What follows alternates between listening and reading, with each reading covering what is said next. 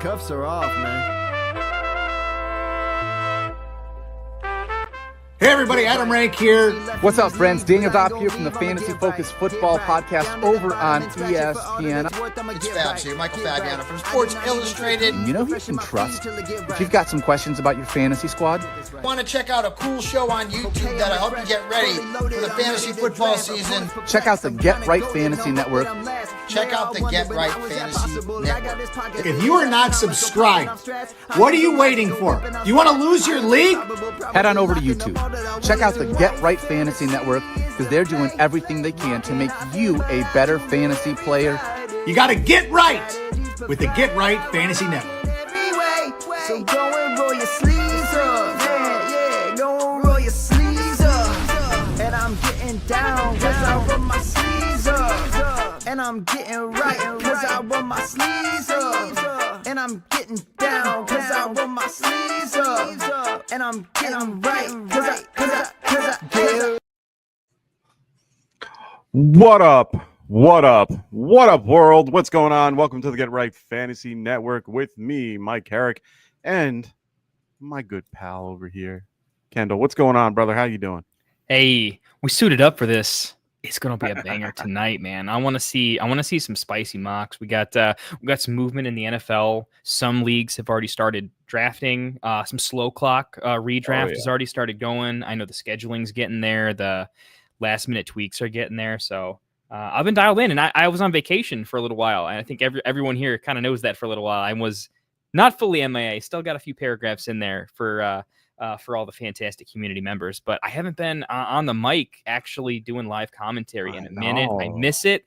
I felt weird, just like full naked and afraid without, like, there's a mock going on and I can't talk to the guys about it. Like, I feel like that's why I type. I give them paragraphs because, like, I need to hop in the voice lounge and just do that. Have it talk to text, do that kind of a thing. But looking forward to a banger of a draft. Haven't seen you in a minute.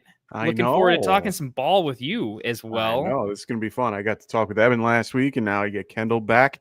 So I get two Bears fans in 2 weeks, so this should be fun. We got everybody queued up. They're all ready to go. So let me get this thing started real quick. Everybody is ready to go. So let me get them going. All right. So, yep. 3, 2, 1. All right, ladies and gentlemen, we are off to the races. 30-second clock today. We are still doing what we've been doing. We're going to be doing 1 QB tonight. We're also going to have 3 wide receiver, 2 flex for all those that are watching. 1 tight end, of course, and 2 running backs. So, like usual, everyone's going to be drafting their team. These the people that are in here tonight are the ones that have won all week long. These people have won their separate mocks on Monday, Tuesday, Wednesday, and Thursday, and now are here to compete for the last 3 spots in our best ball draft. We're going to be setting that up in the next week or so and getting everybody in so that we can start that best ball draft and have that for you on Friday next week. So just be ready for that. Keep your ears out. Oh, wow. Okay. We got good old Christian McCaffrey going at the 107. I like it.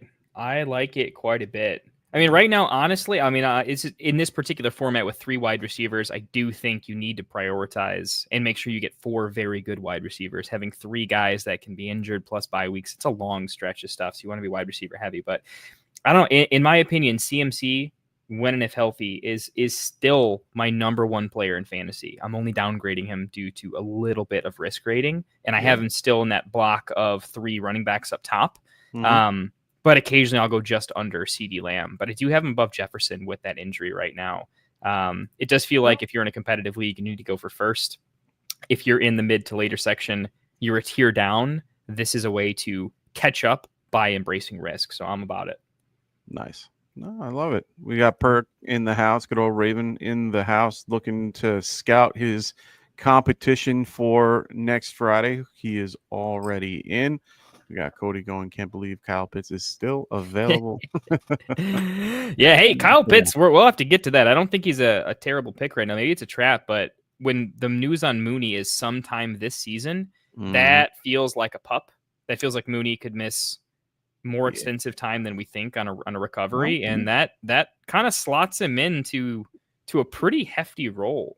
Oh yeah, they've been saying it from the beginning, and you saw a clip of Penix at one point. He was asked by reporters, his rapport, because they were pretty much dishing it to Kyle Pitts all practice, and he's like, "You're going to see a lot of that," and I believe it.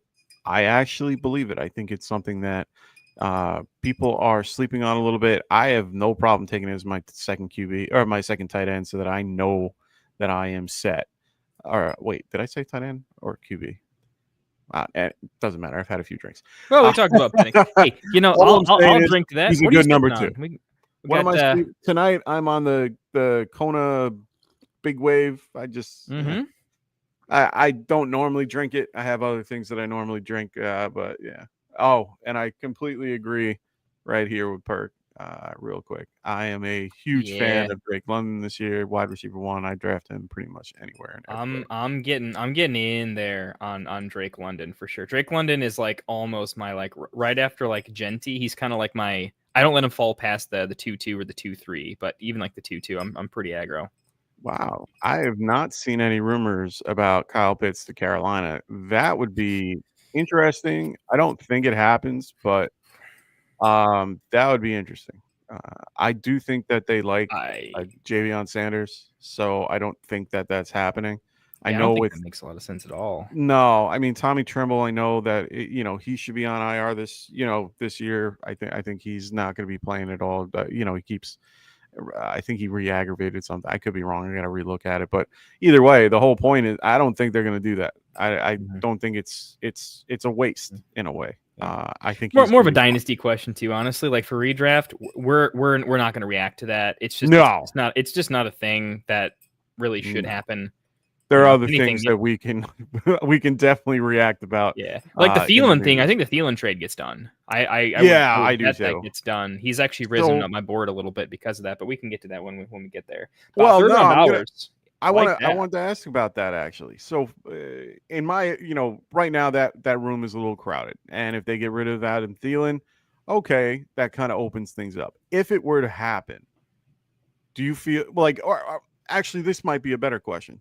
Do you feel as if with him there, it kind of hurts T-Mac, or does it because do you think that Thielen might eat into that a little bit because he's such a good possession receiver for, a guy like Breece Young, or do you think that it's one of those things where it doesn't really affect him much? He's just there. He's just a good, veteran to keep everybody together.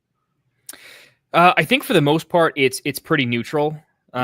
I think if there's any negative effect at all, because it's one of those things you just want a good offense with Bryce at the helm, who when he's bad, he can be very bad. You want an impactful, efficient, successful offense. You want to move the chains.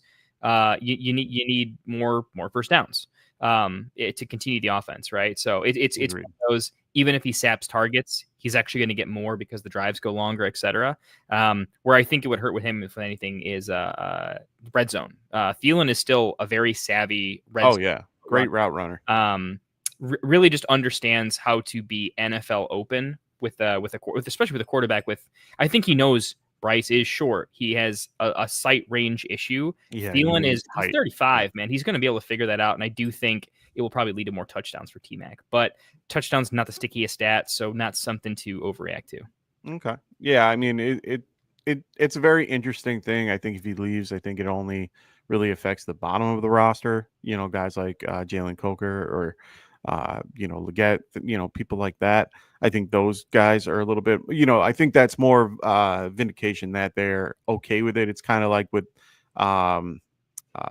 what's his name? I can never say his name right. Vile or the guy that went to the Saints, the big tall guy, the older guy, Devon Vale. Yeah, when he went to the Saints, it's them confirming that we are happy with Pat Bryant and Marvin Mims and Troy Franklin and things like that. So I mean that means a lot. So in this case, something like that I think is the same concept, is that we can see guys like Jalen Coker come up a little bit and be those late round guys that you can, maybe grab as a dart throw to, a lottery pick, if you will.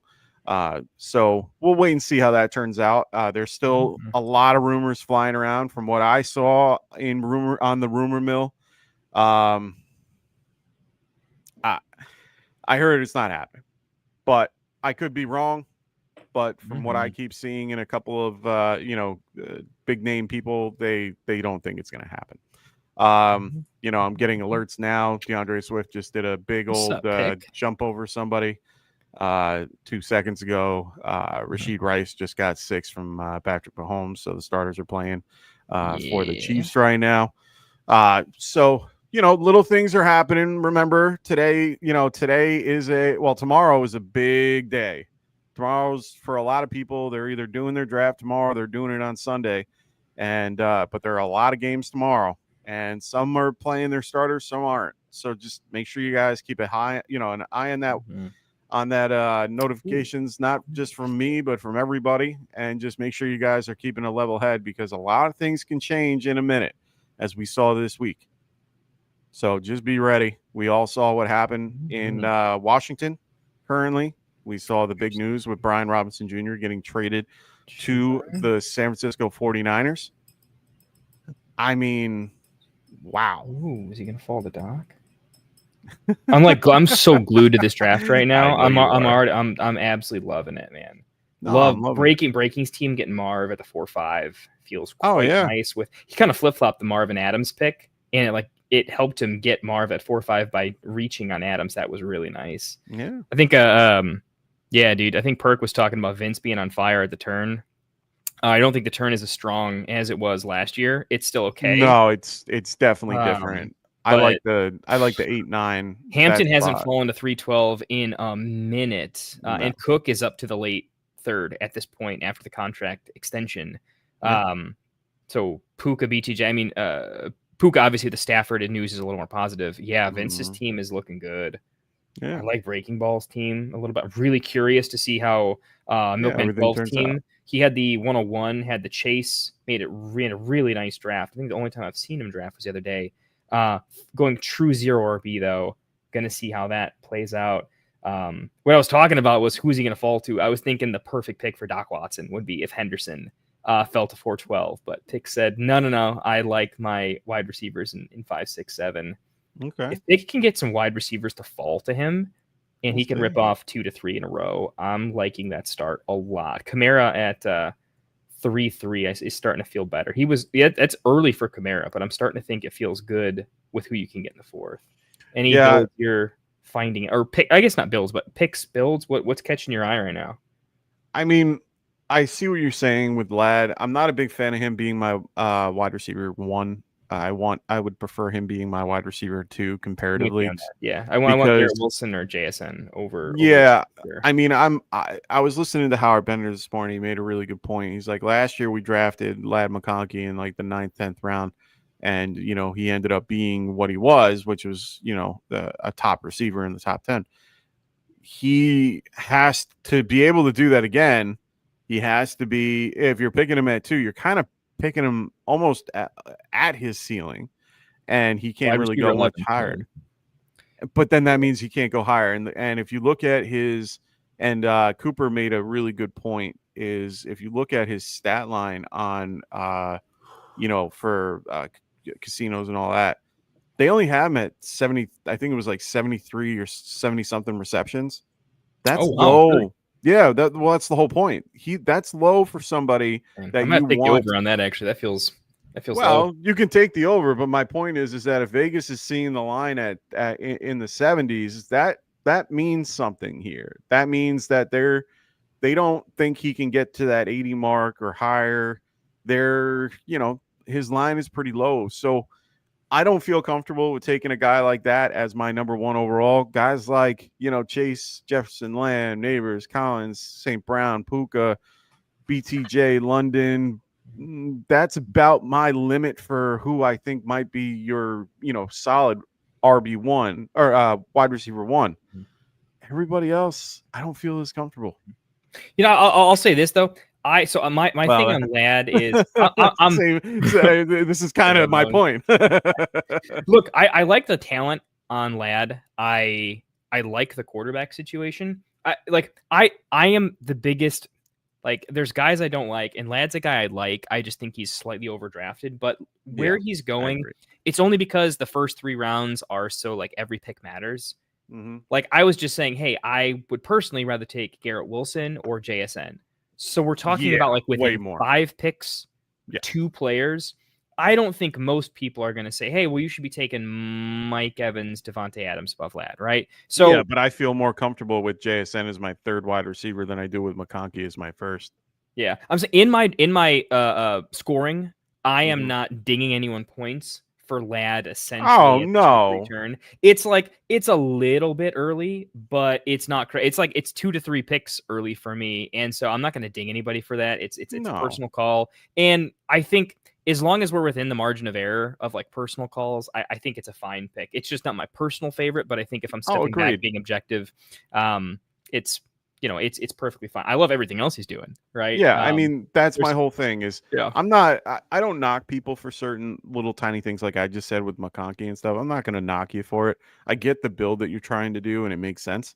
And excuse me, since you're able to grab a guy like Devontae Smith at that spot, what in the world? I know, and he was QB4. What is it? Yeah. Vince, you might win this draft, dude. Holy.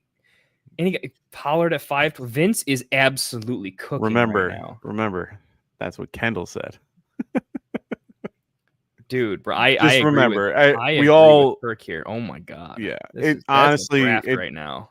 But he's taking what's falling to him, and that's kind of part of what we need to talk about too. A lot of these things happen. You have to be fluid. If things come up the way that it needs to, and you're able to grab guys at value, and you're able to do it like that, do it. It's that simple.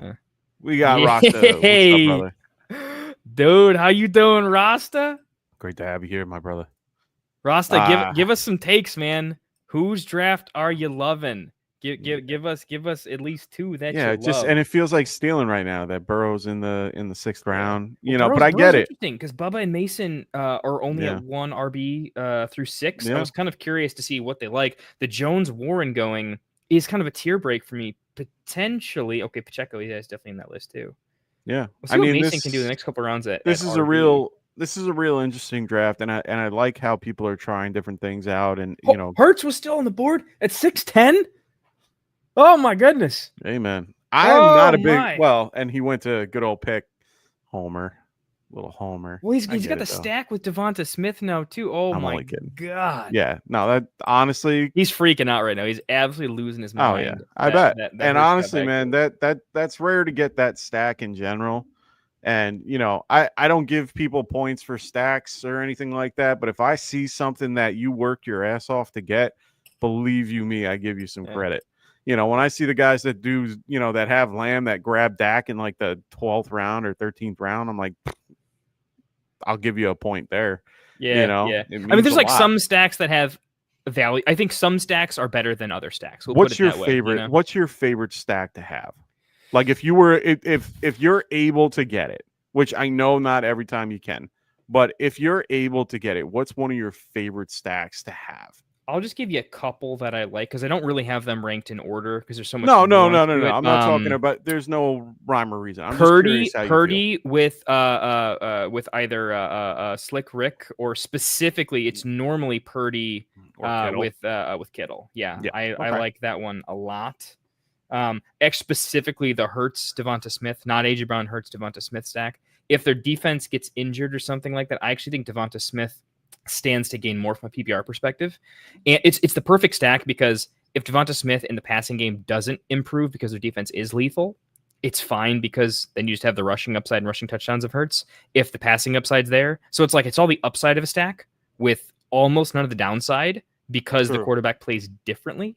So that one is quite nice to me. I like that one quite a bit. Burrow Chase is pretty much without question. Yeah, I agree. I'm trying to think of late QBs. If I can pair Hunter with T-Law super late, I like that. And actually, I like Drake May with Henderson as a pass catcher. I think that is. You normally don't pair QBs with running backs, but I do think that is one not to sleep on. It's a super sexy one for me that I like quite a bit. I don't hate those. Those are a lot of the ones that I would go for. I don't mind the Mahomes with Worthy one. Yeah, okay, so that's the one you call the one I missed, which is Mahomes Worthy. Which I'm like honestly stupid high on Worthy. So I see. The funny thing is so am I, and I hate myself for it because I was know this, so against Phil him. hates Worthy, and I don't like. No. Let's be clear. I don't either, but I see the potential. You saw what happened last year. You saw what ended up being the case during like Super Bowl and during the playoffs where they had to. They have no. Oh my God. They had no choice. He was, wide receiver 33 at the end of the year. They did have him involved. He had a bunch of games, in the 6-7 range. And now that Rice isn't going to be playing for a good, I'm going to give it 6. Let's just give it 6. That's a good chunk of the year that he's not playing. And when he's out, Worthy stepped up and he was the next guy. Now, we didn't get to see a lot of Hollywood. Hollywood's another guy that we'll see, but his injury risk is so tough. Healthy, man. He can't stay healthy in the off season, let alone actually like playing. Yeah, and that's my whole point. So, will I take a risk on somebody like Worthy as a later round guy, like like Bubba did in the 5th? Yeah, I'm okay with Worthy as my 2 or 3. I feel a lot better about it, but I think pairing him with Mahomes is huge. I think they're going to try to. I don't think they're going to have a huge shift. They've always played defense and ran the ball and distributed when needed.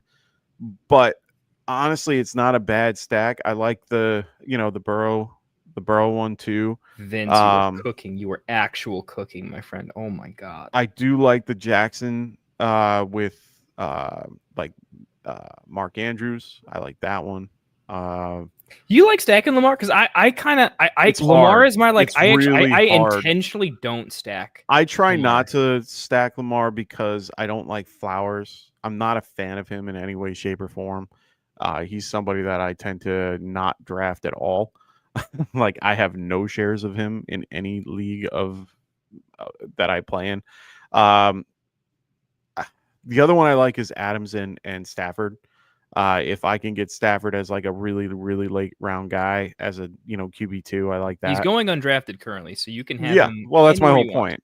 And if it's a stack that I can get, fantastic. But a lot of guys, like you said, they go undrafted in these 1 QBs, which is man, sad. ETN RB2. You're gonna need some work, bud. Yeah, I mean, it's not a necessary thing, but it's definitely something that is nice to have once in a while. So Anthony goes, my top 3 so far are 5, 4, and 2. So 5 is Bubba, 4 is Craig, and 2 is Unogas. So he's out in oh wait, he changed it. Actually 4, 5, 2. Okay. Yeah, that's fine. I keep going back and forth. Interesting roster because one is early quarterback, one's not. Chiefs got Terry McLaurin for a 1st and 3rd. No fucking way. No, that didn't happen. That did not happen. Don't screw with us there, Philly. I got my phone up. I got everything up. There's no way in hell that's happened already. Nope. And I have it on. You needed to make it a more realistic trade. Teams don't actually do a 1st and a 3rd. Yeah, not like that. It's just not a pick combination that happens. If it's going to go that big, there would be lots of weird swaps to it. There'd be a 4 or 5 swap and a 6 and a 7 and a future 2029. My phone would have been broken by now. Oh yeah. I was gonna say you have every app on the planet that I know. I have every app, and I get about 30. I would have 30 notifications within 10 seconds of one another. I got my Chiefs like beat writers too. I got my Chiefs like beat writers like cousins. Well, just I got everybody, buddy. I've been overpaying for Mahomes in a couple spots here and there. I'm kind of predicting a return to nuclear Mahomes. I think Mahomes. I'm hoping so. I mean, I got some money on it too. I found a bet for Mahomes over 38 touchdowns this year, and it's paying like 10-1. Oh wow. I mean, I had Mahomes left for dead last year. I was not a fan of him in one way or another. I wasn't a fan of him prior to the season last year too. Pick. Man, I'm not sending you shit. Your friends don't stay your friends that way, man. No, See, you guys get the best of both worlds. I post all the injury news and all the just regular news as quickly as possible. You guys get that well before a lot of notifications, and believe me, I know because I have all of them. I have sleeper notifications. I have regular notifications from just some of the guys that everybody else has, but I do have some other ones that I get those things well in advance before you guys do, and I make sure of that. So yeah, I do. Pick. I need. You know what? I definitely use Discord's AI for that quite a bit. But I gotta learn my brother, how to do that. Who is not a huge NFL or a huge fantasy guy. I was in a couple leagues with him here and there. But he was like a sports broadcasting guy. Did for WKU, Western Kentucky. He is the reason I drafted too much Malachi Corley, and I still haven't forgiven him for that bullshit. Oh fuck, that was so bad. If I name you some of the names I took Malachi Corley over, I will cry. So I'm not going to do that here because I'm drinking and it will happen. But no, that's where I get my spicy stuff from. I had him reach out as a broadcasting guy to other really broadcasters in the NFL to see if I couldn't like backdoor it. So that's why I got a couple there. But I'm not their buddy. They like him because he did the thing. He was buddies with not buddies, but he got to interview a couple times. Remember Mike White? Oh yeah, the legend. Right. So he got to interview him a couple of times, and WKU is not an amazing football team, but they have strangely like randomly good players that make the NFL every now and again. On top. I was so on Mike White being a thing. Yeah, dude. I picked him up in Dynasty, blew my fab. Yeah. He was a big thing for me. Ooh, Ross has got a question in the chat here, man. What we got here? Oh no, I'll get to him. I see it. But yeah, no. Next year, Scott Fishbowl, wherever you're doing, tell Scott to give me another invite. Hey man, wherever you're at. I was gonna say you can come out to New York. I'll be in New York. Hopefully. I may need a plane ticket if chat will support my plane ticket. Yeah, there you somehow. Go. We have super chats for a reason. Use them, guys. I got a third kid on the way. Yeah, I know. I got a kid on the way. I got the first. It's the little things. It's like I didn't understand that kids eat as much as they do, and my grocery bill is obscene. It's not even the diapers. It's the grocery bill. I'm gonna be the one that's most affected by this. Maybe I'll instead of getting the dad bod, I'll get the thin bod. So Anthony, he goes question, quick take. In a one QB dynasty side, which side? A 26 mid to late first and second, or a Aaron Jones, Jalen Waddle? Give me the picks. Yeah, I'm gonna have to go with that too.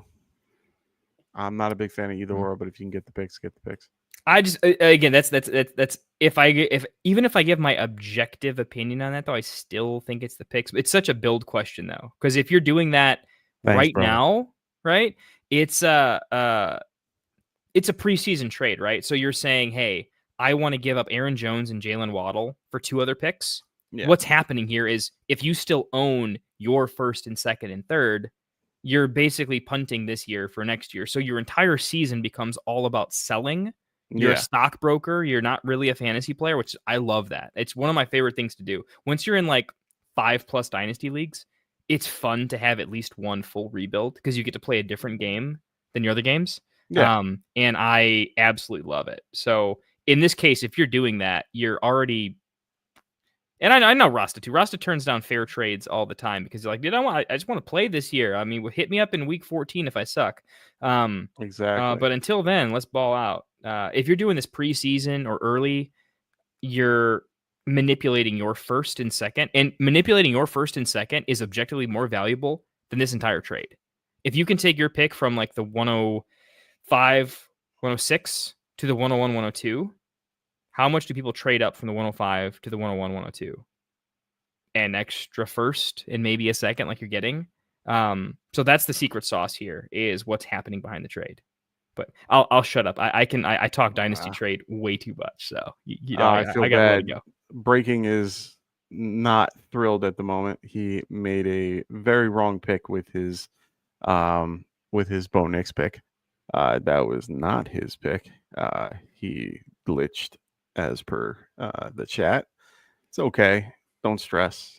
I don't think we're allowed to change it, are we? I mean, I can't this far in. Yeah, I can't do it. Breaking, I'll just let you know. You got Kittle at 5'8". What are you worried about? Yeah, I'm You got not too Kittle. You got worried. Kittle in the 5th round, followed by Warren. You're already a very, very good team. You do have to be perfect the rest of the way because there's no way I'm not dinging you for the Knicks pick. But here's the thing. Here's the good thing. Breaking, if you're listening, it's not the Knicks pick. It's the Kyler at 8'5" that I have the bigger problem with. Because I am so anti Kyler Murray, and the fact that Knicks fell to 10-5 is the other thing. Like, I would have been happier with just Knicks at 10-5. Honestly, I'm just gonna throw this out there. I think both picks are. I'm not gonna say mistake. I'm not even targeting Breaking Bad here. I'm targeting like this range of quarterbacks. Hear me out. Maybe it's just me and the Drake May and the Purdy train, I guess, but. The fact that Drake May is basically free in one quarterback right now, and I think he will finish within 20 fantasy points of Bo Nix, Kyler Murray, is crazy to me. Yeah. So I can't justify this mid-range QB pick when Herbert's still on the board. There's just an infinitesimal amount of quarterbacks on the board. And I know what it's like to be in the draft thinking, my team looks amazing. I have a luxury pick. It's a value. It's a screaming value. I should take it. And I actually did this in a draft the other day. I hopped in a mock with all these guys, and I had a ridiculous team. I loved it. And I took Baker, I think, in 8th or 9th because it seemed pretty free at the time. And I looked back at my team, and I'm like, it's still just a mistake because it's a pick order mistake because every pick below that could have been changed a little bit. Okay. But we'll see. Spears is a good comeback pick there. I like that quite a bit. Spears or Allen would have been nice. Breaking, you're still in good shape, bud. So one guy that I really wanted to talk about real quick because we're at that point where he's already off the board is our good friend Bill Krosky Merritt. Oh yeah, 9-2 to Uno. Yeah, I mean, he's going in the 9th round now. He was going undrafted for quite some time. One of the biggest ADP risers out there, other than guys like Ricky Parasol. Do you like the hype? Like, do you think that there's something behind this? Oh yeah. I think there's fire here. This is not smoke. It's real. Okay. Where do you think he's their running back one after all the conversations that I've heard with them talking about, using, Chris Rodriguez and I like Chris Eckler. Rodriguez. I do too. Chris Rodriguez. I think it's gonna be a timeshare between him and Rodriguez and Jane Daniels. I can't believe I just you're not wrong because I think let me redo this take a little bit. I think Eckler is having a way better camp and is just the guy. Yeah. I'm not saying Eckler's the one, but I'm saying I think Bill is the one. He's the Monty. And I think Eckler has a lot of juice left, and he's savvy and he's smart and he makes the offense work. And the pass catching weapons are interesting on the team, right? And with a team not really knowing what McLaurin's doing, they have to practice. And if McLaurin's not there, they gotta throw to somebody. And I think a crap ton of it has been to Eckler. And I think he's been moving the chains a lot in practice. And I think the combination of those two just feels really good on offense. And so I see them as like, I'm not saying Eckler's Gibbs, right? I'm saying take all that away. But if you just consider Eckler as this weird RB slot receiver, right? Pure pass catcher, very, very few rushes, right? Not like he was doing last year. I'm talking sub 150 attempts. I think that works. You just need a good, young, healthy banger. Kind of like when Carlos Hyde went down and Nick Chubb all of a sudden got his thing, right? I kind of see that with Bill just early. So I think that's kind of what's happening. I do think his ceiling is capped. You've got a rushing quarterback. He's not a pass catcher. Eckler's going to be fantastic. Perk, that's a good comp. That's actually a pretty good comp, but lower volume. Yeah, much lower. Think Monty, but like a poor man's Monty, like a very poor man's Monty. But I think he's going to play that role where if you're running out the clock, it's going to be Bill. If you need someone to get in there, it's going to be Bill. And if you want to protect your quarterback, it's going to be him diving into the end zone instead of he's got more burst. He's got more burst, and he has decent size. I mean, he's 5'11", 208. he definitely has a little bit of burst, a little bit of wiggle. I saw it in the preseason. He looks good. He looks like a solid running back. Now, I agree with Ethan. Yeah. Likelihood that he's anything other than a flex is, slim. I mean, that I agree with. I do think a good flex, but he is not like an RB2, right? Yeah. Where like I think, like, let me compare this a little bit to like some RB like potential RB2s that are good. Like, he's not in the, he won't, like, Caleb Johnson's down. He doesn't have the upside Caleb Johnson does. He's nowhere near Pacheco or any of these guys, right? Where I start mixing him in terms of his like range of outcomes, though, is he's got a better range of outcomes than like Travis Etienne. He's going to beat Charbonnet out unless of a crazy injury. I really consider Bill actually same team here, Uno Gas, J.K. Dobbins. I think Bill's going to have basically a similar role to J.K. Dobbins, and I think Harvey is going to be a significantly better Austin Eckler, but the offense will kind of function in a similar fashion. And no one's drafting Dobbins as like a league winner. They're drafting him as a ridiculous stabilizer, someone who can just plug and play and get 10 points pretty all the time. And that's definitely how I see him. So Ethan, love the take there, man. Very sharp. Nice. Yeah, I like the kid. He's somebody that you can pick up later. He's just, if you're looking to do that 0 RB type build, he's definitely someone you can target, and having, you can have your two RB2s and a flex in these later rounds, kind of like what Bubba did, with Hubbard and, Pacheco and Tracy, that type of build, and even Eckler, which is a great pick there.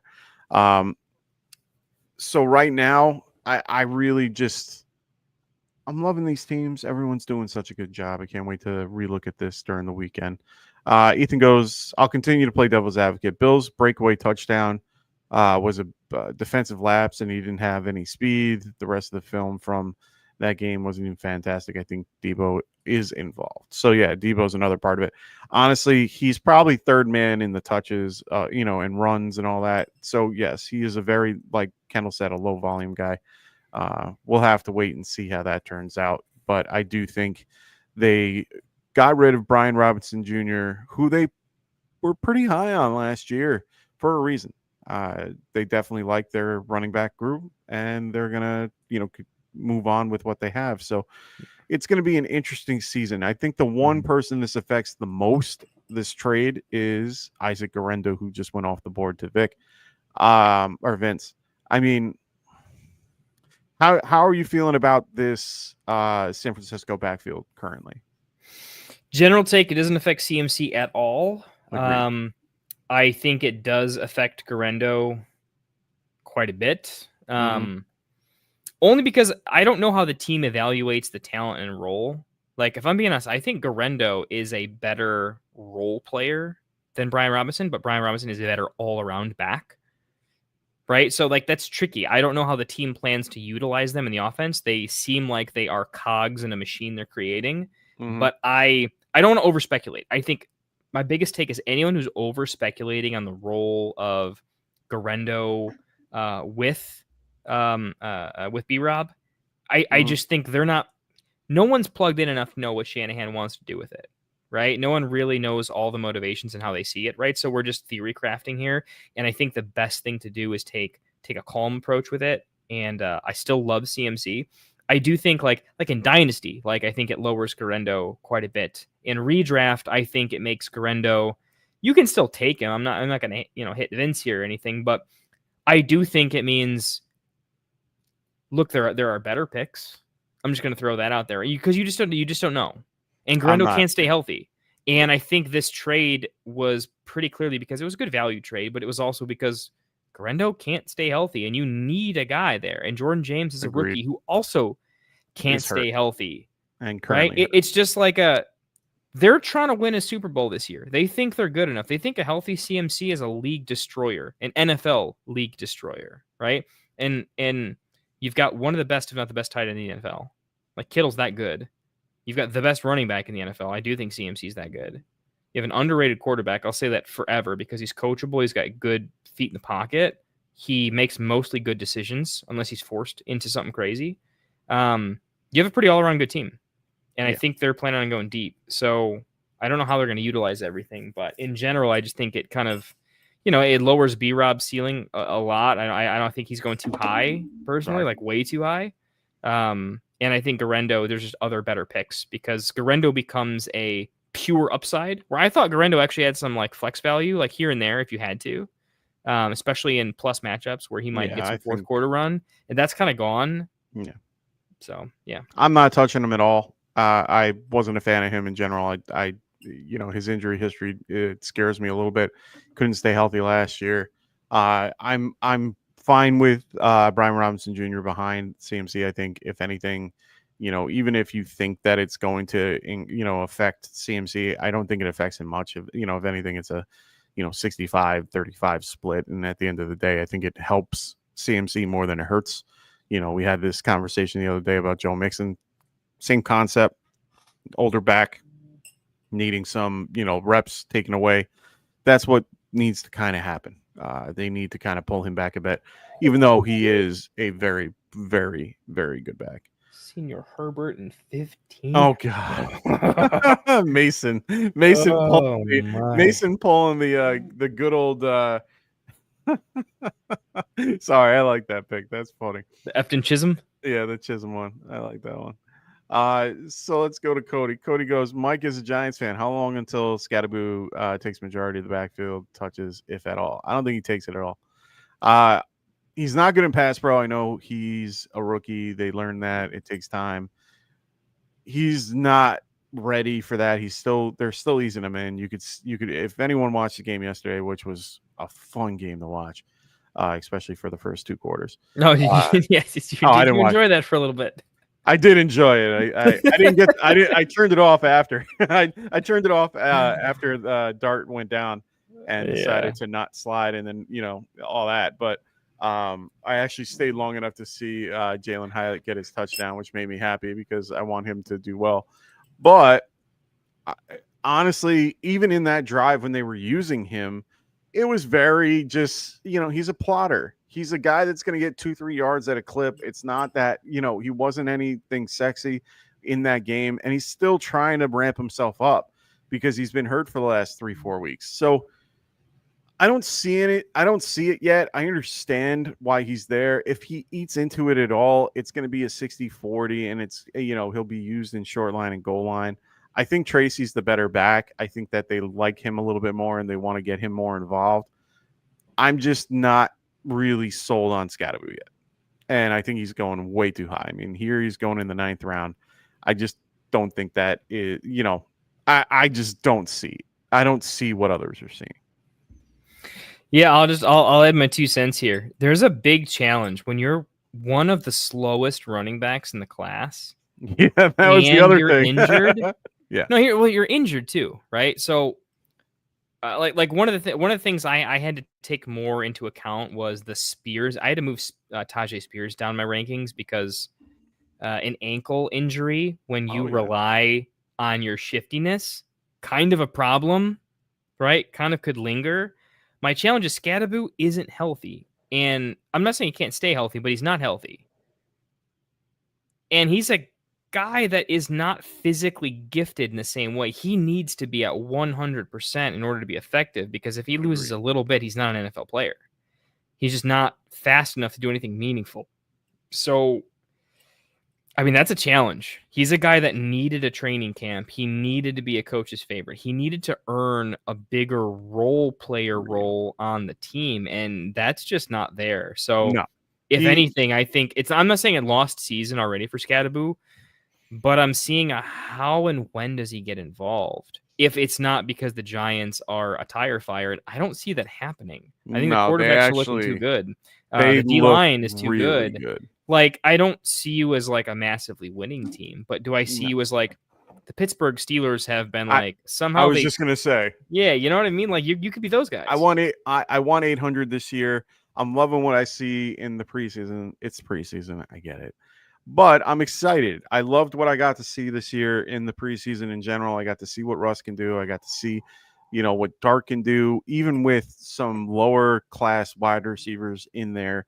He did real well last night. He had control of the offense. He was making plays with his feet as well as making plays with his arm. There was one pass that he had that was dropped that just blew my freaking mind. I told my wife was in the room. I'm like, babe, look at that pass. And she's just like, what are you talking about? I'm like, look at it. Because it was cover 2 or quarters. I forgot which one. And it didn't matter because the linebacker was going out to the outside as the play was, for the receiver to go out. And the safety was over the top. He put that right over the linebacker and right in the guy's right where you're supposed to be. Guy should have caught it. And it was right there. Dart looks fantastic. It's almost to the point where we have to have the conversation of, when do you think Russ is going to get the starting job taken away from him? Because it's hard to have such talent sit on the bench. Now, do the Jordan Love thing. Not too soon. You're not winning the Super Bowl this year. Don't go crazy. Don't do something stupid. Because you also burn Russ out. You burn all bridges with Russ, and you can't switch back. You told him. You told him from the beginning of the season. You should not do it too soon. I think any time before like week 12 is not good. Yeah. I mean, honestly, my thought process was week 8 possibly, and that's if they're 2-6 in the first, in that time frame. The only thing that really helps in this case is the concept of their schedule. They have one of the hardest schedules in the beginning and one of the hardest schedules at all, for the year. So if that's the case and it turns out to be 2-6, yeah, throw Dart in. I'm okay with that. But for now, let Russ cook, let him do his thing, let him enjoy, let him, do whatever. They're going to have to cut Winston or DeVito. DeVito made a case to stay. Good for him. 3 touchdowns, 198 yards. He did well. But you should have Jameis managing your guys' social media page. See, that's where I'm going to go, is that I'd rather just keep Jameis for the goddamn tickets, baby. Well, hey, in New York, you don't have to as much. But at the same time, I think Jameis is a better guy for everything, but everyone's going to lean DeVito because, he's that Italian guy. So everyone Italian. DeVito's not teaching anybody on the team. No, well, that was my whole point. Oh, that was my whole point, is that Jameis, he has the pedigree from being, a number 1 overall pick. He's that guy that has been doing well, overall. He's always been one of those guys that's a gunslinger and always wants to, it's either 5 touchdowns and 5 interceptions or nothing. So they both looked really Dart looked solid. I'm really happy with that. I think that he's somebody that people should keep an eye on. If you're still doing your dynasty drafts, draft him. I already stole him everywhere I could. Everywhere? Anywhere that... Oh, shut up. You won't let him go for anything. Anyway, I knew that was coming. Guys, I am going to bend Classic over a barrel for Dart, and I'm going to get him drunk enough that he's going to do it. It's going to happen. No, it ain't going to happen. I will wait until Dart is legitimately stupid good, Kendall, and then you'll just be forced to. I told one of my buddies the other day that was trying to make a trade with me. I'm like, please don't try to treat me like Ving Rhames in Pulp Fiction. And I laughed. I don't know if he understood the point. I'm like, I'd rather be Bruce Willis than Ving Rhames. So let's make this clear. I don't care if I come out I don't care if I come out of the room bloody, as long as it's bloody from the right place. So I am only going to quote Pulp Fiction lines whenever I do trades with you. Right. So Perk goes, I got 2 dynasty questions. One is, Marshawn Lloyd still worth rostering? No, he is not. You don't think so? In dynasty? No. Deep bench dynasty? Nope. Goodbye. Ooh, I got to disagree. I'm still very in. Nope. Because he's got time. I think he's got time. No. He's significantly more talented than the other backs in the team. And Jacobs has another year. But just remember that Marshawn Lloyd was talked about as potentially, he was some people's RB1. No, I got it. But he can't stay healthy. And Emmanuel Wilson looks better than him in some situations and has, had more time on the field. I just can't. I'm done if I have him, or I'm taxiing him until further notice. No, not worth my time. To be fair, I'll put it this way: your team has to be so outrageously good, and it to be a 10 team in a 12 team, regular dynasty bench. Mm-hmm. There's someone else to drop, right? If you're asking this and you have someone better to drop, your problem is your team's too good. If your team is like everyone else's team, I think you have to keep, Perk, give me some, who are you dropping him for? right? Because we could do this dance all day, but who are you dropping him for? And I can make a lot of arguments for playing a 3-year window when he's gone. Mike is not going to make the case that Emmanuel Wilson is the clear-cut RB1 for the Packers because that's not happening. A trade will happen. But at that point, unless that RB is good enough, it's it's Dallas situation. It's Javonte, Miles Sanders, but he's better than both of those running backs.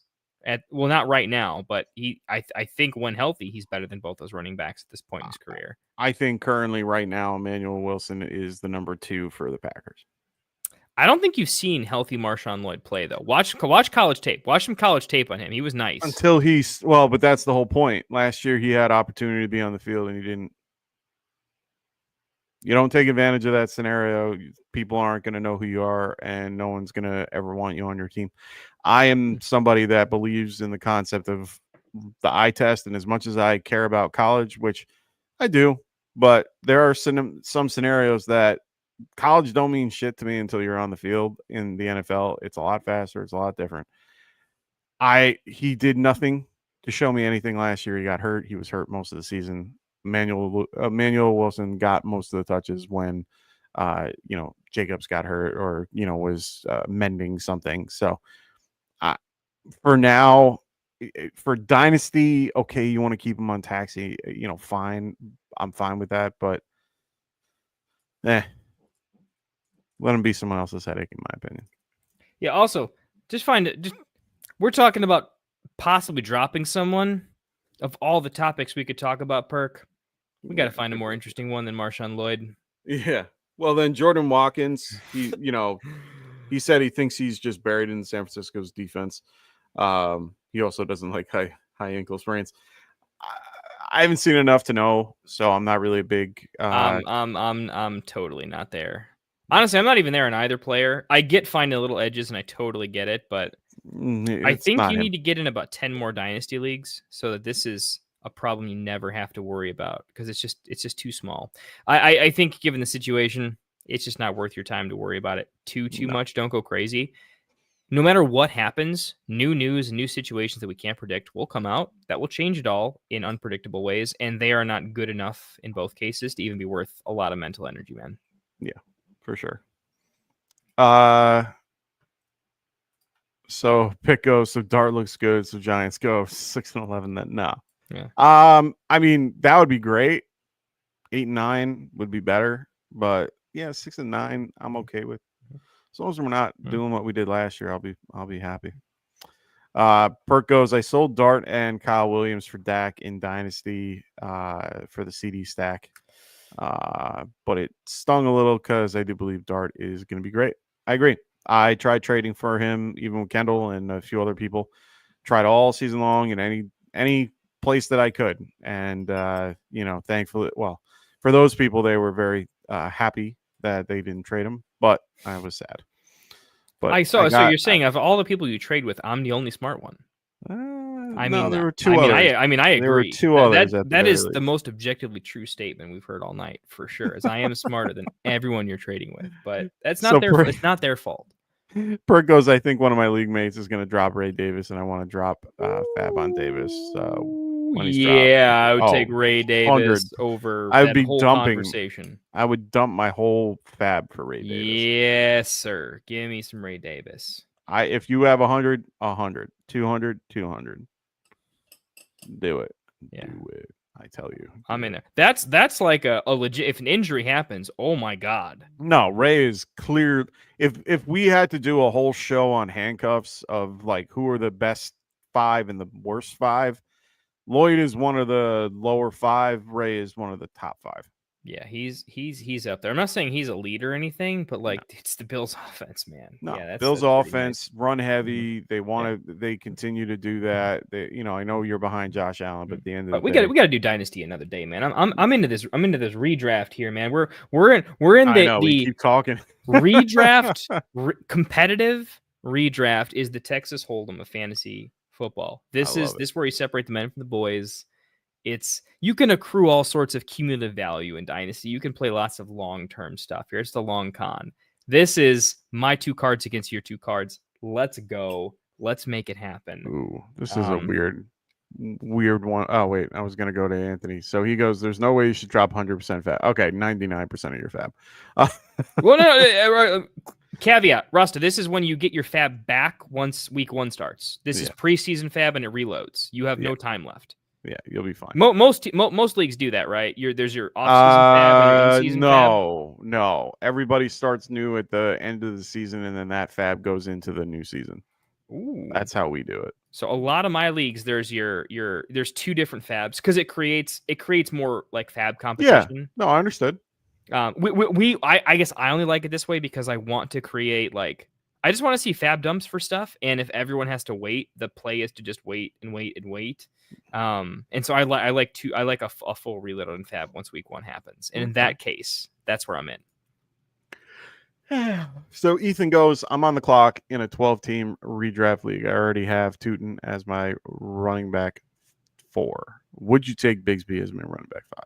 No. I wouldn't. No. It's not worth having both players that are clearly not the starter. You need the home run here. You're dropping one of them when you pick the other up is the thing I'm just not in. I don't think Bigsby has enough legitimate upside to just get there. And Tootin might never hit his upside. But like Tootin's a guy I'm fine rostering for a little bit. If it doesn't happen, I'm going to pivot. I'm going to flex out. I go crazy on the waiver wire and redraft. I'm really making a lot of moves. And I think Bigsby's a guy that if I draft him, the chances I drop him are so high that there's no way I'm rostering both. I just want to roster the most upside I can, and that's clearly Tootin. Okay. There's just better picks than Bigsby. You know, like I want multiple chances to win the lottery, and if you draft Tootin and Bigsby, you're drafting 1 lottery ticket, not 2. Correct. Double up your chances, grab another backfield, and see what happens. And also, fantasy, 3rd place is cute. Maybe a pat on the back. That's the best you're going to get. It doesn't pay, though. So you need to win your league, not do kind of well. And that's a strategy that's a kind of well strategy. You got to go bigger. Yeah. Yeah, I just don't see a world where I would take both. I would take Tootin, that's fine. But and to be fair, Tootin is a risk-reward play. The chances that you drop Tootin are pretty high, too, if I'm being honest. Yeah. There's going to be other places to pivot. I mean, right now, Bigsby went at the 11 for us, and Tootin didn't. Tootin came off at the 12. So you just said roughly, I would guess you're around this area where you're in the, the 10, 11, 12. I rather have anybody in this group that went than that. I rather have Thornton, rather have Algier, rather have Ray Davis. Oh, Algier for sure. Yeah. So, I'd rather have Ollie Gordon, who went 15-1, with the news with A-Chain. DJ Gaydens. I'd rather have Dylan Sampson. There are just so many other backfields I would eat out of and have just, it just works so much better because at the end of the day, like Kendall said, it's 1 lottery pick, not 2. Give me Ollie Gordon, Will Shipley. Yeah, I'm exactly. in there. So Nino, what's going on, Nino? He goes, Drake May or Purdy this season? At cost? Or who do I think finishes better? It's got to be at cost, right? I was going to say who finishes better. Purdy. Okay. Yeah. Purdy's just the objectively, if you're just asking who has a higher chance at finishing higher, Purdy has Shanahan as a coach in the 49ers system. That's just bred to be offense. Drake May's fantastic. I like him a lot. I just talked about Drake May being near my guy, but I like Drake May because he's also free. Purdy actually has a cost. There's some drafts where Purdy goes. Here. He went 13th here, but I've seen him go 10. I've seen people take Purdy instead of Colston Loveland. I've seen people take Purdy, over Warren in the 9th or something like that, where he's got real cost. Or even if he falls to the 12th, and you could still be looking at something with a little bit of value, like Wandale, our boy, went in the 13th, right? If I have to not draft Wandale, so I have to draft Purdy, I would just rather take Drake May at cost several rounds later, or at least 2 rounds later at a minimum. But Purdy's going to finish the season higher, in my opinion. So he picked Purdy. He was on the clock. Yeah, I mean, what round, Nino? Yeah, I mean, in this case, I'm still going Purdy over May. I like May overall, but I'd rather have Purdy. Honestly, I'd rather go Prescott. Tiebreaker if you really need that too. Yeah, that's always a good one. It's always a good one. And you know, Vrabel there and Josh McDaniels, that's not a bad group to be a part of. You know, they're a good winning group. You know, they're looking to have a better you know, culture there and everything. And you know, Purdy, I like the pieces around him, and I like what the Patriots did around May, but it's nothing. 12, yeah, 12, Purdy. Yeah, you're going Purdy. So yeah, I mean, everyone did a good job today. There's so many. It's all pretty spread out, which is nice. You know, we had Lamar going in the third. We had Josh Allen going a little bit later in the third. We had Patrick Mahomes going as the fourth QB, Jalen Daniels as the fourth in the sixth round. We had Burrow right after that, Hurts after that. You know, everyone did a really good job spreading out their QBs a little bit. I think that it's, you know, it's good. There's a T-Mac. Thank you, Nino. Much appreciated, brother.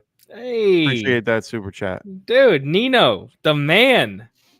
Really do appreciate that. I didn't see anything about T-Mac getting hurt. Was that today? Yesterday? Well, I think he's been banged up for a little bit. Has he? Now. He's been playing.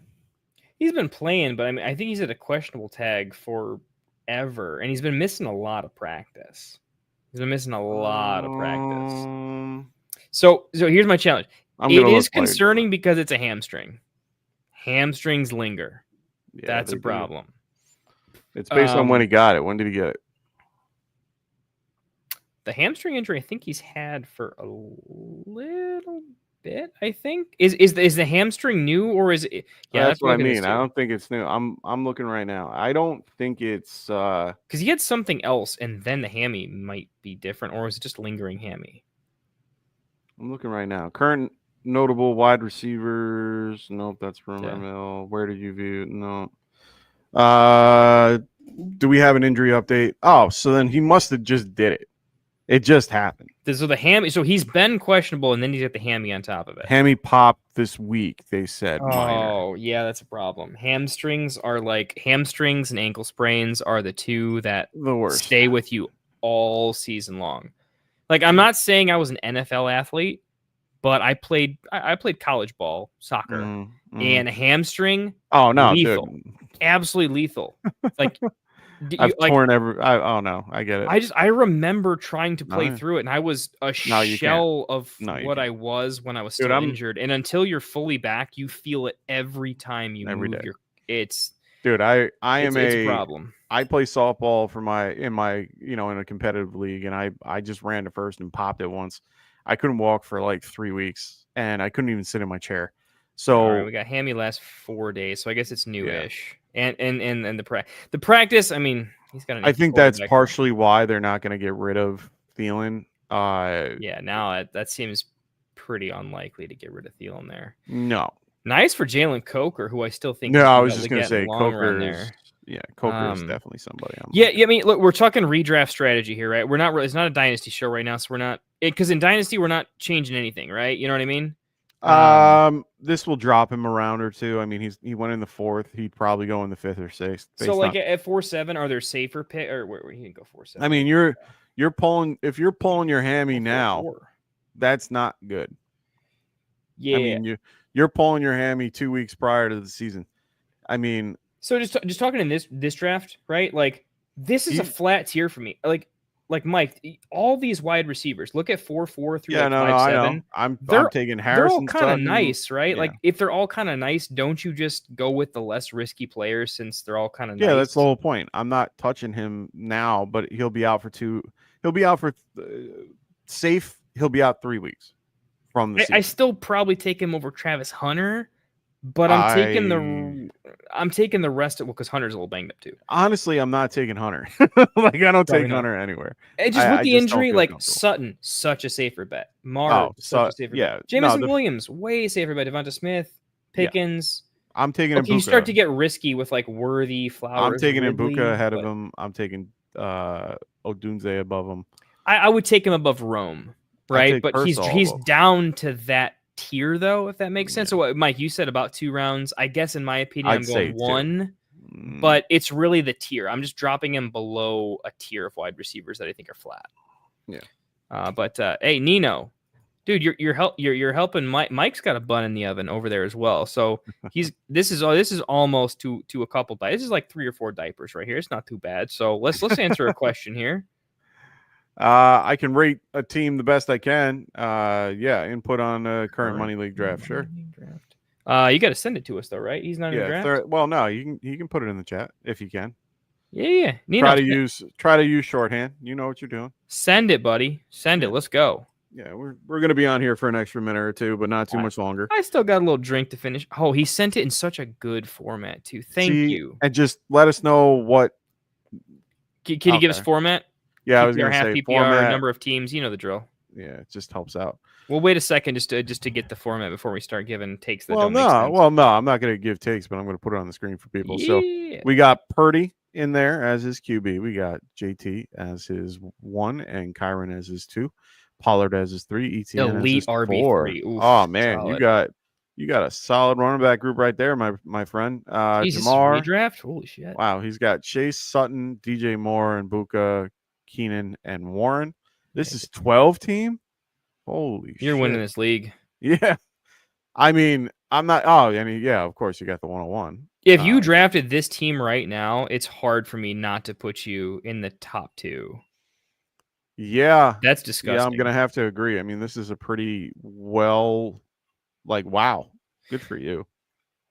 I mean, so what so here's how this went down, right? You had Chase 1, and then 2, 3. You went JT Kyron, JT at a discount, right? And then he came back around. He went with Sutton or DJ Moore, Sutton. Came back around ETN, Mbuka, and DJ then Tyler. So and DJ Moore, Sutton. Yeah. The fact you got Pollard later than you should. Egbuka at a nice price. Tyler Warren clearly at a nice price. This team's disgusting. No, this is a really good Tyler team. Warren could be a top 5, top 6 tight end. And you got I'm not as high. 10th. I'm not as high on Warren, but the fact that from what it looks like, you barely paid for him. I'm okay with that. I would prefer to have a second guy with him. You know, the Kyle Pittses of the world, or Brenton Strange or something like that. Have somebody with him, but yeah. These are. Wait, you have Warren too? Tight end Warren, not Jalen. Oh, I was gonna Tyler. I was like, oh my god, you're running back. Oh my even better. Yeah, no, that's nasty. I mean, what the season really comes down to, Warren needs to do what he's been doing. You'd like to see Warren be up there, right? Where here you could get second or third versus first is maybe Warren is good, not great, but I was going to say the only thing about Warren that scares me is Daniel Jones. He's still just the tight. Are you starting 3 wide receivers or 2? Because if you're starting 3, you actually go up an entire tier for me, just because your wide receivers are so disgusting that tight end stops mattering when you're at 3 wide receivers double flex. Yeah, your onesies just aren't as much of a thing. So yeah. Nino, is there any other questions you got there? You popped the money. We want to help you out there, but yeah, dude, feel good. So, have a drink with us, man. Feel freaking good. If I drafted that, I'd be happy. I'm very happy. For me, if I'm taking another tight end, which I would personally. Oh, it's 3-2-2. Yeah. Oh yeah, dude, you're gonna win that league. That feels really good. You're gonna make a deep run in the playoffs. Wait for Chiggy though is my thing. Well, I think Chiggy has some upside this year. See, if I'm picking out of the 3, it's Pitts Strange and then Chiggy. I'm not gonna be on board with that. I understand the worth, but team just we'll see how it turns out. I know Kendall's a little higher on him, but I like Pitts a lot higher than I like Strange I got Pitts ahead of him. It's just I think his team is so good, and I'm so in on Warren that I would rather find some upside piece. He's going to get to take upside pieces instead of taking Pitts. And I'm not saying Chiggy over Pitts. I'm saying in your particular situation, shoot for the actual moon on something and then take Chiggy later when there's nothing else to take. Chiggy's basically free. And honestly, at that point, Chiggy, you can probably just pick off the waivers. Yeah, probably. I'd rather have Pitts. It makes me feel better. And then, it just makes my team feel a lot better. I'm not. Pitts is so tough because you can't trade him. Pitts is like, I like taking a second tight end when I think I can trade him if someone else gets injured, but no one is suicidal enough to be like, well, I'm gonna trade for Pitts and sleep tonight. Let's do Goldilocks then, and it's Strange then. I mean, you already have Warren. You're never starting that second tight end over Warren outside of injury, like ever. But I'm telling. Okay, here's my 2 cents in the devil advocate for the Tyler Warren pick, where I'm not a fan of. But Okay, like I said, based on the whole thing, and I talked to Evan about this the other night. Tyler Warren with Daniel Jones is better than with him with A-Rod, fine. But I don't think it's as good as what people think. Yes, he'll be the number one choice when it comes to pass options, but he still has Michael Pittman there. You know, they're going to use Josh Downs when he gets back. And, you know, they're using A.D. Mitchell pretty well. And, of course, Jonathan Taylor. So, in this particular case, he's in a really crowded room for me. On top of all that, I'm not a big fan of a first-round tight end. Historically, they have not done well. They haven't finished any later than tight end 5. You picked him in a point where it's fine because you're not spending the capital that he's going to be a top 10, a top 5 guy, so that's fine. I just don't see it with him yet. I prefer to link him with somebody so that if by week 4 I don't like him, I can get rid of him. And do you see a world where your Pitts is just somehow like actually how bad does Drake London have to be, and how good? No, does Pitts I think that they can both. Warren? I think they can coexist. I'm just saying, like in that offense, they can coexist. The world in which Jalen or the world in which Warren is bad, the Indianapolis Colts are a college team. They're not even a professional football team. Like that's what it would take. Because you're telling me they have to throw 24 to 20 completions a game at that point. Yeah, because Downs is currently injured with a hammy. Yeah, Pittman has not been healthy in a year and a half. So I'm penciling both of them in for 12 to 14 games, something along those lines, right? They're missing practice. Who isn't missing practice? No, Tyler, I get it. Their number one pass catcher, who's developing chemistry because he's the one practicing with a quarterback that hasn't been with the team, but he's throwing to a guy. Preseason, how does it look when we got to throw a ball to somebody when the starters are there? He's open on every play and he gets the ball.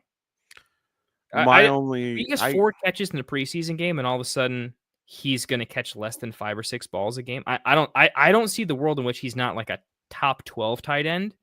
And most people can make top 12. Yeah, most people project Pitts is not a top 12 tight end though. Yeah, but okay, I get that. I get all that. Pitts is drafted as the tight end 14, I think, right now. Yeah, no. I just want to pair him with somebody so that I can see what happens. It's just more insurance than anything. I'm not saying that it's going to be the worst thing in the world to have Warren. Like I said, his ceiling is tight end 5. That's all I'm trying to say. There's that's fair. I don't see above tight end 5. No, sure. And you're kicking out some names there. You're gonna have true, but at the end of their offensive line is shot. They lost one of their biggest center. They lost an All-Pro center in Ryan Kelly to pair with one of the best left guards in the game currently.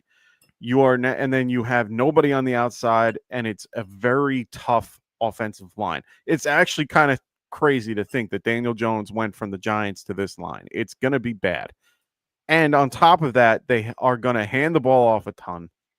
I just don't see a realm where it's going to be really beneficial for Warren and make him this person that people perceive him to be because he was a first-round tight end. He's a solid guy. I've seen his tape. I watched a ton of Penn State. I like him. It's just he's going to rush at least 2 touchdowns this year. And that's fine. And you know what? Like I said, I hope I'm wrong on him, but you didn't pay $1 for him. You didn't pay that much for him. I said, nothing wrong with the pick. I'm just saying, hedge your bet a little bit. I would grab a Pitts, Stranger, Chig, whatever you feel more comfortable with. Pick somebody. Somebody I agree. Somebody I agree with. Yeah, me personally, I'm probably going to go Pitts. If Pitts isn't there, I'm going Strange, and then I'm going Chiggy. If Pitts is a value, Mike, will agree with you. I have Pitts just higher than Chig. And if it's at cost, like that's where it gets close. But if it's both free, I'm taking Pitts. I talked about it earlier. The upside with Pitts with Mooney missing is like it's kind of nice, and you could see a world where Pitts actually catches like 8 targets because they got to bracket London, and all of a sudden it's like a real thing. I'm telling you, man, it's one of those. I have Warren at 12, and I have Kyle Pitts at 14. It's not a huge dip.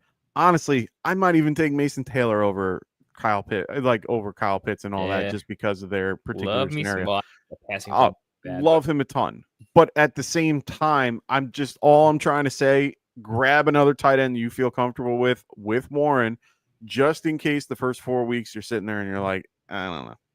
Yeah, and it's just the rest of your draft was so good, though, let's just be clear. Your draft was fantastic. I am picking away at the one thing that I disapproved of because of the. We do got to find something to argue by, you know. It is a thing. Well, exactly. I love the Sutton pick. I'm huge on Sutton this year. DJ Moore, same thing, and Buka. I mean, Jesus, what he's dealing with, and Keenan Allen. I think Keenan Allen's a solid pick in general. I think he's not what he was before, but he is definitely due for 800 yards and 70 catches or so. Like, that's worth something to be on your bench about. They're going to get him involved. He already has the chemistry with Herbert coming in. He doesn't really have to do much. It works. So Nino ended up taking my last comfortable wide receiver on the board with Bateman. Love it. Don't judge, but May made it back to me, so I took it. You can always trade potentially. Yeah, now shooting for those 2 tight ends later. That's perfect. So, I mean, honestly, yeah, there's a lot you can do with that. Team is disgusting. Oh, dude, you're in good shape. I'm hoping I get something similar in my draft that's coming up on Sunday. I got 3 drafts with my home leagues. I got 3 home leagues going at once. We're pretty much drafting at like 2:00, 3:30, and 5. You're gonna post them, right? Put them in the Discord room. I'll post my team. It's gonna be a minute though. Low draft. Well, no, they're all live, so we all do these. We're going to a buddy's house. We're gonna enjoy, a few beers and hang out together and chill. But everything is pretty much a very slow live draft. Not a problem, Nino. We appreciate you, my friend. Thank you for the super chat from before. It's really appreciated. Any super chat is always appreciated. It keeps the lights on for both of us, and keeping us coming back week to week. It is not profit yet. It definitely just keeps the lights on, but we will eventually pay a utility bill with it one day. Yeah, there you go. We will be, just for those just coming in now, we will be back next week. We're going to be doing our best ball draft for those that won this particular the 3 that got in, and also the 9 that already are in. So make sure you guys keep an eye out for that notification. That will be coming out next week.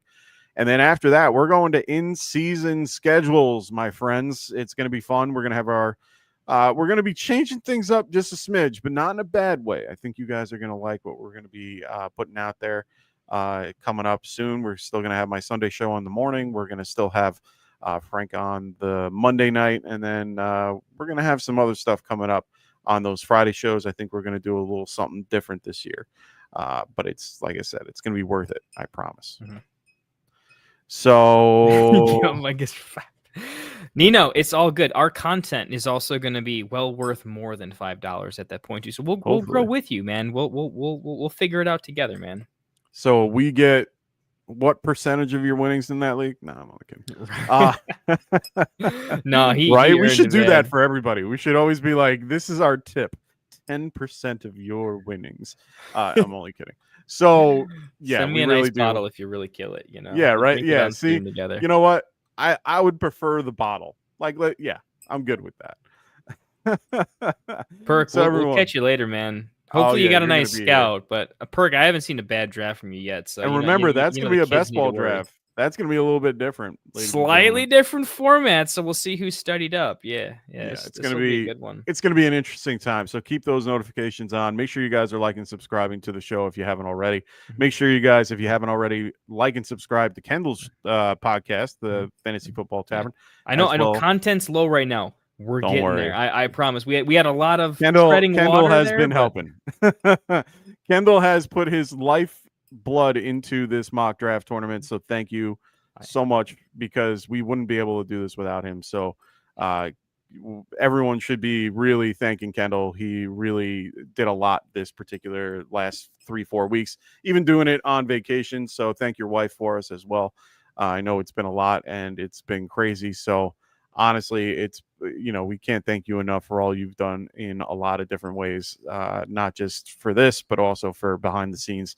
We really do appreciate what Kendall has brought to us. So we are the community so you guys happy. built is worth it. I say in the group chat all the time, I'm like, I don't think these guys know what they've built. It is a really wonderful community. And I think X can be like a toxic place for fantasy football. And a lot of places can, but our community, not so much, man. It's super cool. The reason it's so easy for me to hop on the phone and get into Discord. And I don't even get to people as much as I want to. I promise I want to get to more. But once I'm full time with fantasy in 2 to 3 years, then we'll be there. We'll be there at some point. That's the hope and the dream, my friends. You guys make it worth it. So yeah, I'm freaking in there. I will not be happy. I can't live the rest of my life until I'm doing this full time. I have a bug. I got to itch. So it's going to be a thing, but should be good. Should be all right. So we're going to put out our schedule a little bit towards the closer part of the in-season schedule when we get to it, probably a little after Labor Day, to let you guys know what is going to be going on. Like I said, everything's pretty much the same. We're only going to be changing up a little bit on the Fridays, and it's really only just so that we can, we want to be there for you guys, and that's the biggest part of it. So you'll see what we do there. Zion goes, I'm happy to also do a collab with Mike in one of those days on Dining. Yeah, man, we gotta get Martin back. I miss Martin. I keep in touch with him, and I just haven't gotten a chance to reach out. I've been busy with the home life. Like I said, I got a little baby girl on the way, so I'm excited with that and trying to get the house ready and do a lot of other things. So it's been a little crazy, but otherwise. Everybody, thank you so much for joining tonight. I really appreciate it, Kendall. As always, it's always a pleasure being able to talk to you on a Friday night. Hope everyone has a great weekend. I know a lot of people are doing their home drafts like myself, so good luck to everybody. I'll try to post mine in the Discord, and I hope everyone has a great weekend.